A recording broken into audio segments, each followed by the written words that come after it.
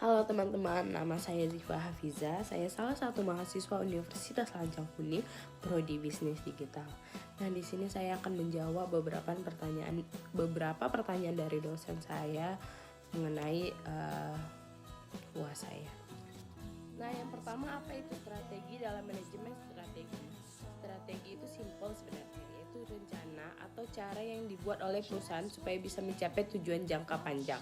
Dalam manajemen strategi itu tentang bagaimana perusahaan bisa memilih langkah yang tepat untuk mencapai tujuan tersebut, sambil menghadapi berbagai tantangan yang ada baik dari dalam maupun dari luar perusahaan. Yang kedua, gimana strategi bisa diterapkan di bisnis digital? Dalam bisnis digital, strategi itu nggak jauh beda sih, cuman kayak lebih fleksibel dan memanfaatkan teknologi yang ada. Ada beberapa contoh yang diterapi di dunia bisnis digital. Yang pertama, inovasi produk dan layanan. Yang kedua, manfaatin data. Yang ketiga, transformasi digital. Yang keempat, bisnis berbagai platform. Yang keempat, cara beradaptasi. Nah, apa sih contohnya? Yaitu Netflix.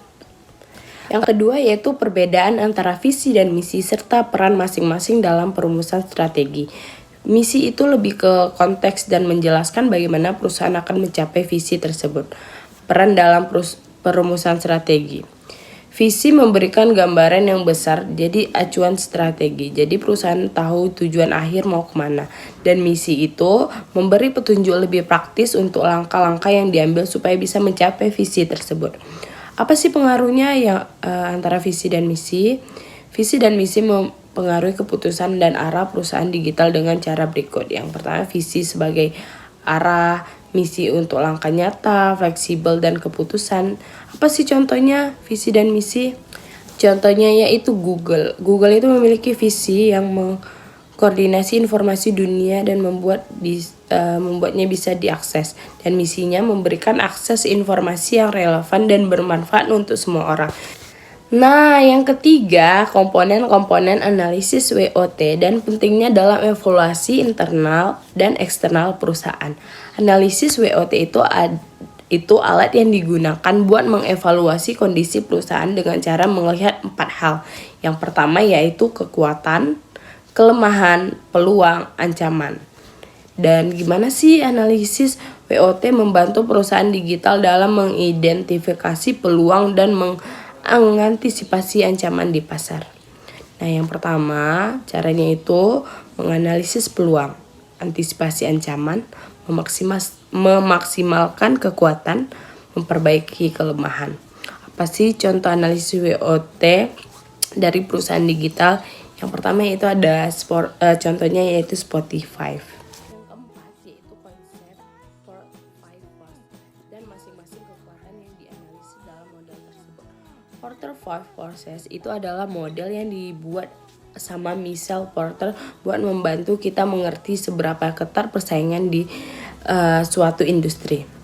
Jadi ada 5 faktor yang dianalisis di sini, yaitu ancaman pendatang baru, kekuatan tawar-menawar pembeli, kekuatan tawar-menawar pemasok. Yang keempat, ancaman produk atau layanan pengganti. Persaingan antara perusahaan yang ada, gimana sih modelnya bisa diterapkan buat ngeliatin dinamika di persaingan industri? Yang pertama itu bisa diterapkan di digital untuk mengevaluasi bagaimana persaingan. Apa sih contoh perusahaan digital yang menghadapi tantangan peluang berdasarkan Porter 5 Forces? Mari kita lihat dari Netflix sebagai contoh. Yang kelima atau yang terakhir yaitu perbedaan antara strategi, course leadership, dan diferensiasi. Course leadership ini kepemimpinan biaya. Strategi ini tuh intinya perusahaan berusaha jadi yang paling murah di pasar. Dan diferensiasi ini nih strategi perusahaan bikin produk yang beda dan lebih unik dari yang lainnya. Ada kelebihan dan kekurangan masing-masing.